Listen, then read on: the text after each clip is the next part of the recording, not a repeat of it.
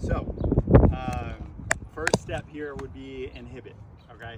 So there's a couple different ways. For Steve, he could technically do inhibit through massage therapy, some different like manual techniques, right? For most of us though, our inhibit is gonna come from foam rolling, right? It's something that we're able to do with clients, and we don't necessarily have to be certified in it. There's nothing extra that we have to do to feel comfortable with that. Now, new research, I guess, as far as foam rolling goes, is previously you would reach something called autogenic inhibition through foam rolling, which would lead to a release in the muscle tissue. They realize that's not exactly what's happening anymore. So foam rolling isn't myofascial release anymore. They literally call it myofascial rolling now, which is kind of silly. But the end goal of foam rolling is to inhibit the Golgi tendon organ, right? So through inhibiting the Golgi tendon, basically what is happening is your muscle tissue is then able to tolerate more tension than what it would regularly be able to do, right? So first step, we're inhibiting the Golgi tendon, allows our muscles to take more tension than what we would standard just regularly be able to do. And then we move on to our next phase, right? Our next phase being lengthen the muscle. All right, so we're going into stretching. Now, how many of you guys would be the type of person to kind of incorporate static stretching into a warm-up? It's not really that standard of a practice to do, right? The common consensus, I guess, and is kind of a standard way of thinking as a personal trainer, is that static stretching leads to actually a loss of power in your muscles, which is why we go through dynamic stretching in a warm-up, because that activation through dynamic stretching increases our muscles output, right? So the opposite, static stretching in our warm-up, has the potential to lessen the amount of power we're able to produce in our workout, right? Now, if you're only static stretching for about 30 seconds, that decrease in power only lasts about 2 minutes on the high end, so somewhere between 1 minute and 2 minutes.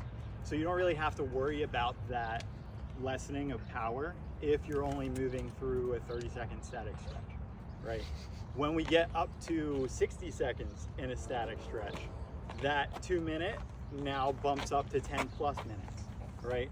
So if we're holding for about 60 seconds, then now that is going to carry into our workout, right? So that lessened strength in the muscle is going to carry into our workout, which can be detrimental in some situations and beneficial in other situations, right?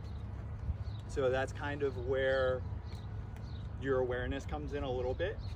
For the most part, if you're working with like an athlete, you don't want lessened anything in their workout. They're moving through very dynamic workouts. They're moving through something that's very powerful. So maximum, you want to hit like a 30-second static stretch for somebody in that scenario, right? You get people who are just general population, and moving through that 60-second static stretch can be beneficial in a lot of ways. Specifically, I can give you guys a good example here. So a ton of people have ankle issues, super common, right? I would say probably 80% of clients have some form of issue going on with their ankle. A lot of times it affects squat form, right? Very common in squat form is people go down, they'll invert their feet, and then they'll get knee valgus, right? Their knees will just turn right in. What is generally the cause of that is very tight calves, whether it's the soleus or gastrocnemius, right? And that generally leads to a limited dorsiflexion, so they can't get their knees in the right position because of that, right?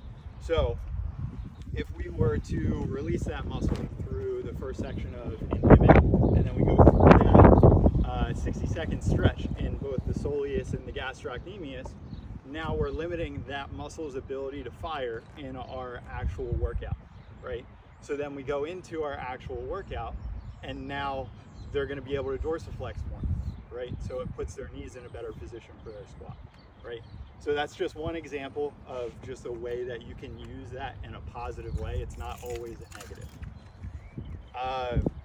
Next step here, we go into activate, right? So we already identified the muscles that are tight, out of whack, something's wrong there. We go into that lengthening phase after we've gone through and inhibited those muscles through foam rolling, right? We make it through our lengthening phase, and now we're finding that balance in that joint. It's moving a little bit better now. And now we go into the activation phase, right? This activation phase could be dynamic stretching, right? We're moving through ranges of motion and targeting specific muscles here. So the goal here is to get a muscle to fire stronger, right? Generally speaking, this is where we have, a weak muscle in the kinetic chain somewhere, right? And we want that to fire a little bit stronger, right? And that helps to bring that balance or that range of motion a little bit more in line with whatever tight muscle is usually opposing it, right? So we go through that muscle activation, and then we integrate it into a movement, right? So we go through that targeted exercise, and then when we integrate it into a movement, we'll use the same exact example. So the activation for somebody who has gastrocnemius tightness, soleus tightness would be something with tibialis, right? So you do exercises for the tibialis, strengthen that up, have that firing a little bit harder, right? And then that'll help with that dorsiflexion going into your actual squats. And then when we integrate that full movement, we're retraining that movement pattern, right? So we go and integrate that and have them do full squats. And we're slowly reprogramming their body on how to function for that compound movement at the end there, right? And that's our end goal. Do you guys have any questions on anything? That was a lot of information very quick. That was a lot. Sort of. Yeah, Yeah. go So I guess my question is, if the opposing muscle Yes. is the tight muscle, that's the one that you're inhibiting and You're inhibiting, stretching, you're lengthening the tight muscles there, yes. then you're activating the opposing muscle. Yes, So it would be the same with the pecs and the traps. yes, The same with the quads and the hamstrings. yes, Got it. right. So this is all coming from movement patterns, right? So if you notice somebody going into a squat and they drive their hips really far back and they're very hamstring dominant, most of the time that comes from some sort of quad weakness, or maybe they've had some form of knee injury in the past, right? And they're just very, very guarded in that area, right? Which usually leads to some form of very, very much so like quad weakness, right?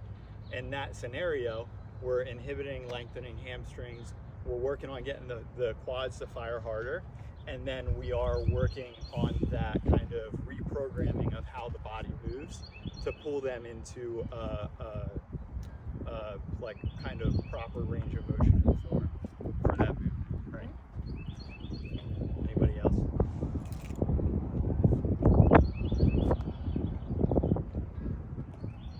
No? I mean, that's really the gist of it. And kind of, I know Todd asked me when I first started here that I have a different approach to corrective exercise, and where I kind of got inspiration from. And I think it wasn't necessarily inspiration, but more of a realization that stretching can be, although in my head initially it was stretching was like, okay, this is not something we do before a workout, we do it after a workout, this is recovery, all that stuff.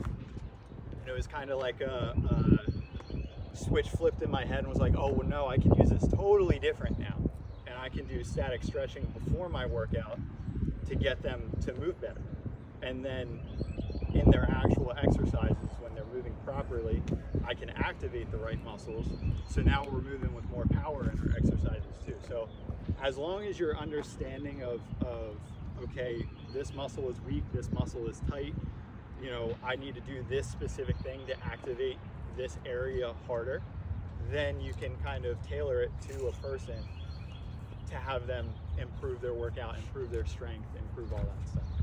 Yeah. it's not always the muscle that is causing them pain. That, you know what I'm trying to say? Yes. So everything. I know what you're trying to say. Everything It's like a shock. is. What the hell did you take a shot? I'm sorry. So everything is kinetic chain related, right? One thing leads into the next, let's say if your glute is weak, you might have lower back pain because your lower back